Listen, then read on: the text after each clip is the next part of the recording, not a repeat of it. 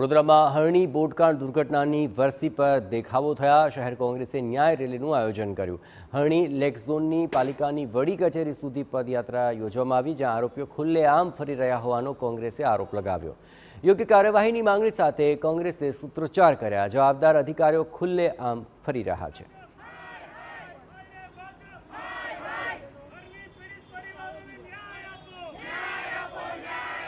वर्ष 2024 થી 18 જાન્યુઆરીએ બપોરે 3 વાગે જે હરણી લેક ઝોનમાં પિકનિક માટે ગયેલા 12 બાળકો સહિત 14 લોકોએ બોટમાં ડૂબી જવાના કારણે મોતને ભેટ્યા હતા। ત્યારે વડોદરા શહેર કોંગ્રેસ સમિતિ દ્વારા વડોદરા ન્યાય યાત્રા કાઢી અને તમામ જે મૃત્યુ પામેલા 12 બાળકો અને 2 શિક્ષકોને ન્યાય મળે તે માટે યાત્રા યોજવામાં આવી હતી। કેટલાક કોંગ્રેસી આગેવાનો છે, તેમની સાથે વાત કરીશું। પૃથ્વીશભાઈ, 12 બાળકો સહિત 14 લોકોએ પોતાનો જીવ ગુમાવ્યો। 1 વર્ષ થયું, ન્યાયની પ્રક્રિયા કેટલે પહોંચી, વિશ્વાસ કેટલો રાખી રહ્યા છો?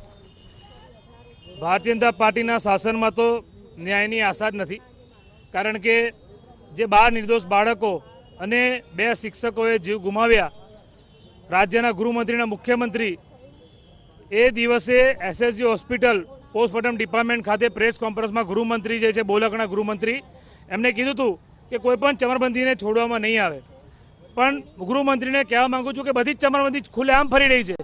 એમાં કેટલાક તમારા બીજેપીના નેતાઓ, કેટલાક ભ્રષ્ટ અધિકારીઓ અને આ લોકોની મિલીભગતથી 12 નિર્દોષ બાળકોએ જીવ ગુમાવ્યા।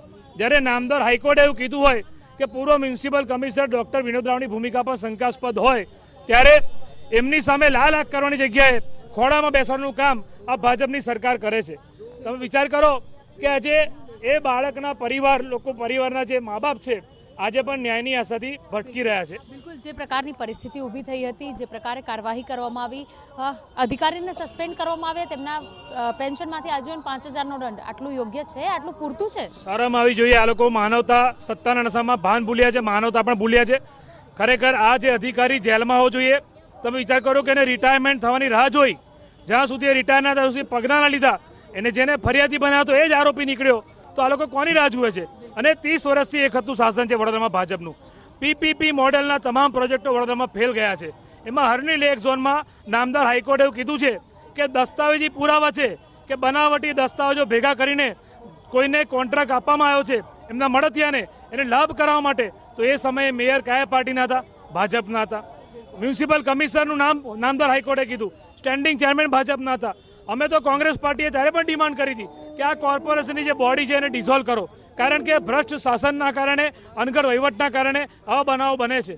બિલકુલ, તો જે રીતે અણઘડ વહીવટના કારણે આ પ્રકારના બનાવો બની રહ્યા છે, ત્યારે આ બનાવો ના બને અને તેની સાથે સાથે હરણી બોટકાંડના જે પીડિતો છે તેઓને ન્યાય મળે, સાથે જ જવાબદાર અધિકારીઓ વિરુદ્ધ કડક પગલાં લેવામાં આવે, તેની માટે થઈને વડોદરા શહેર કોંગ્રેસ દ્વારા આજે પદયાત્રા યોજી અને હરણી બોટકાંડના જે મૃતકો છે તેઓને શ્રદ્ધાંજલિ પાઠવવામાં આવી હતી। કેમેરા પર્સન રોહિત ગોયલ સાથે અંજલિ ઓઝા, TV9 વડોદરા।